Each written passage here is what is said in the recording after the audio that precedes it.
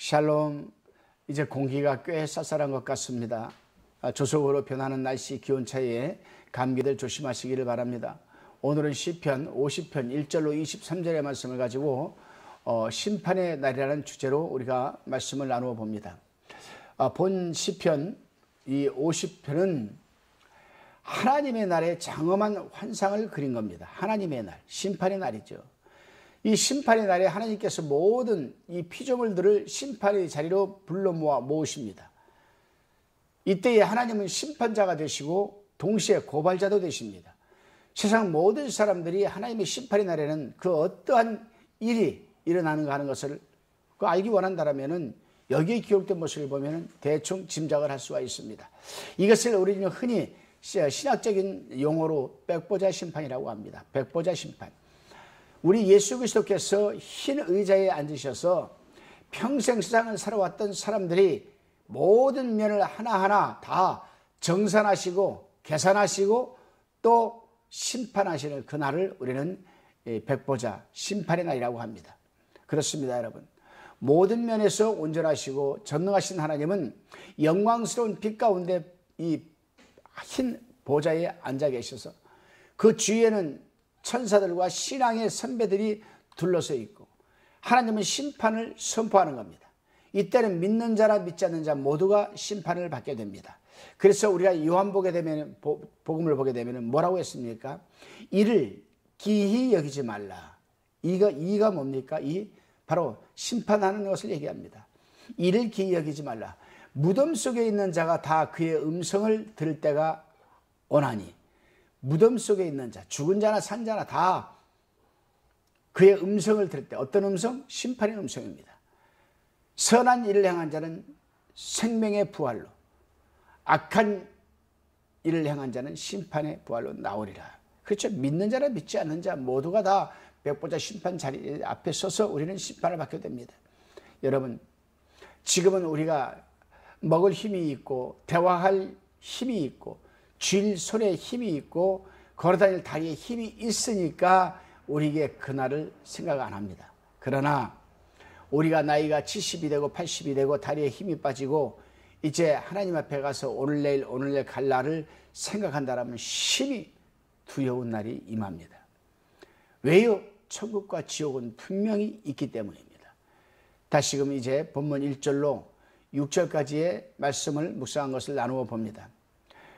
본문을 기록한 시인은 사람과 하나님과 그 이웃에 대한 의무를 지금 말하고 있고 하나님을 기쁘시게 하는 일의 종류와 각 사람이 그 이웃에 대하여 마땅히 할 일이 무엇인가를 지금 말해주고 있습니다.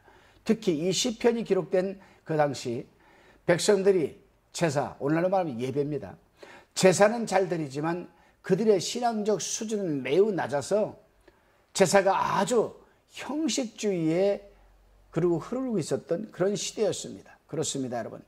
불신자들은 물론하고 우리 하나님을 섬기는 사람들은 마지막 날 심판 때에 분명히 하나님 앞에 서게 될 것이고 그때에 우리가 세상에서 무엇을 하고 살아왔는지 예배 생활은 어떻게 하였는지 낱낱이 밝혀지게 되고 책망을 받게 되고 심판을 받게 될 것입니다. 그래서 우리가 마태복음 25장 보게 되면 양과 염소에 대한 여러분 내용이 기록되어 있습니다. 오른쪽에는 양과 왼쪽에는 염소의 이 떼가 무리가 있습니다. 그때 예수님께서 제일 먼저 왼쪽에 있는 양떼들에게 이 염소떼에게 묻습니다. 너희는 내가 옥에 갇혔을 때에 돌아보지 아니하였고 너희는 내가 아플 때에 또한 돌아보지 아니하였고 이렇게 얘기를 합니다. 그런데 그들 우리가 언제 그랬습니까? 예수님께서 지극히 작은 자에게 한 것이고 내게 한 것이니라 이렇게 얘기를 합니다. 우리가 세상에 살아가면서 내 이웃과의 여러분 이 불가분의 이 관계성에 대해서도 마지막 심판날에 따지겠다라는 겁니다. 우리 하나님께서. 여러분 그런 생각을 하면 아찔하기만 합니다. 그러기에 우리 하나님의 사람들은 옛 선지자들이 강조한 진리 곧 하나님께서는 순종과 자비를 원하시지 단지 형식적인 예배를 원하시지 않는다는 사실을 늘 마음에 품고 감사와 순종의 행함으로 옮기는 삶을 살아내야 할 것입니다. 이어서 7절로 15절까지의 묵상의 나눔입니다. 하나님께서 제단의 물질적인 제물을 드림으로써 하나님께 대한 의무를 다했다고 생각하는 백성들에게 지금 말하고 있습니다. 예배를 드리는 과정, 뭐 등등 이런 것을 얘기를 하지 않고 제단에 물질적인 제물을 드림으로써 하나님께 대한 의무를 다했다고 생각하는 사람들, 이 말씀을 확대해서 그래서 우리 신앙생활에 대입을 시켜보게 되면은 교회에 가서 예배에 신경 쓰지 않고 헌금만 드리면은 예배 다 드렸다고 생각하는 사람들에 대해서 하는 말입니다. 물질적인 제물을 드리는 것도 좋은 일이고 중요한 일이죠. 그러나 하나님께서 그들에게 말씀하시는 것은 하나님께서는 실상 이러한 제물을 필요로 하시지 않으신다라는 것입니다. 학개서 2장 8절에 보게 되면 하나님께서 이렇게 말씀하십니다. 은도 내 것이요 금도 내 것이라.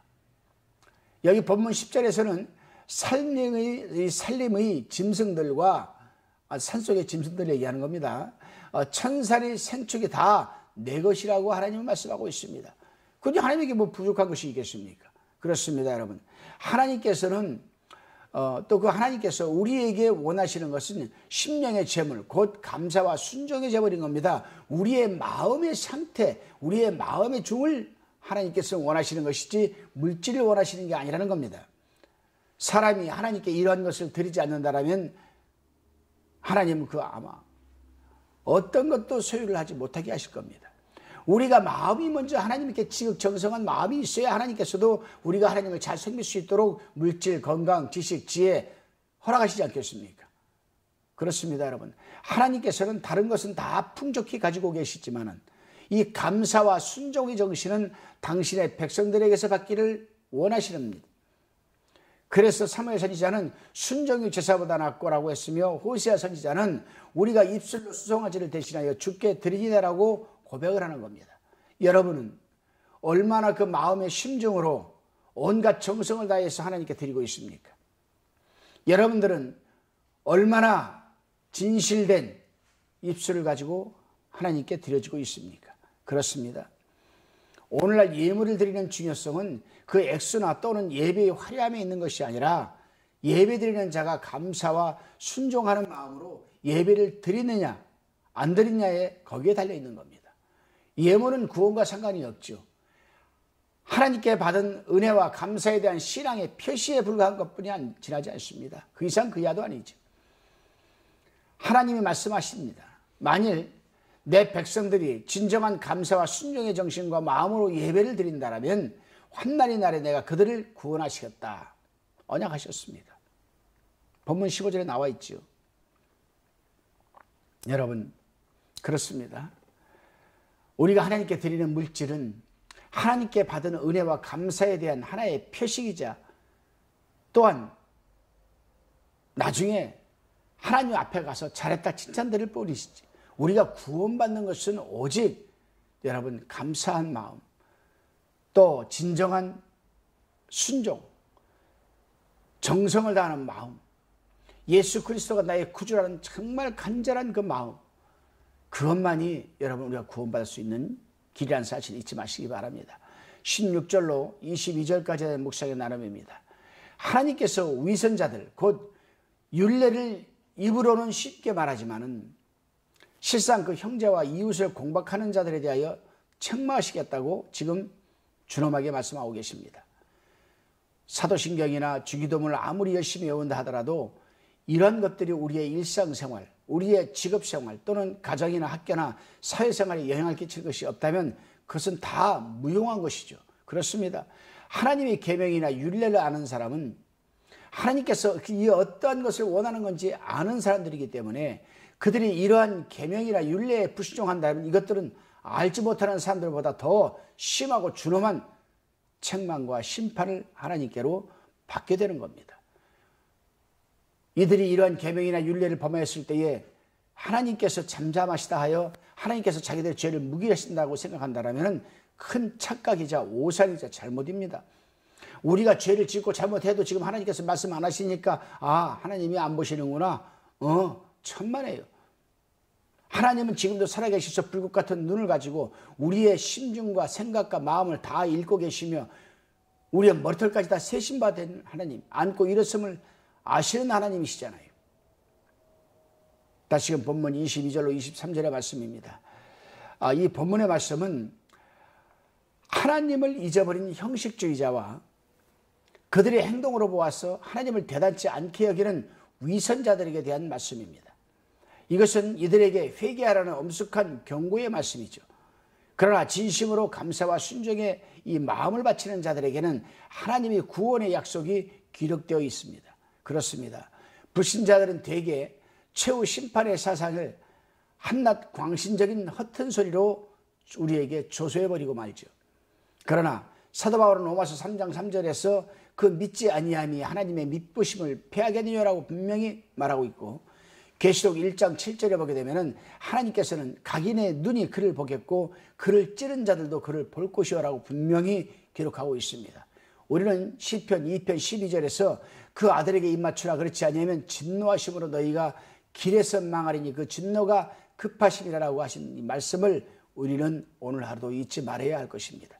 기도드리시겠습니다. 주님, 우리가 마지막 날에 준엄한 하나님의 보좌 앞에서 심판받게 될 것을 늘 기억하면서 우리가 살아내게 하여 주옵소서. 하나님을 기쁘시게 하는 일과 이웃에 대하여 마땅히 할 일이 무엇인지를 때마다 알게 하여 주시고 행함으로 순종하는 삶을 살게 도와주시옵소서. 예배를 드리는 데 있어서도 형식주의적이나 습관적으로 상투적으로 예배드리지 않게 감동을 주셔서 진정 감사가 넘치는 예배를 드리게 하여 주시옵소서. 예수님의 이름으로 기도드립니다.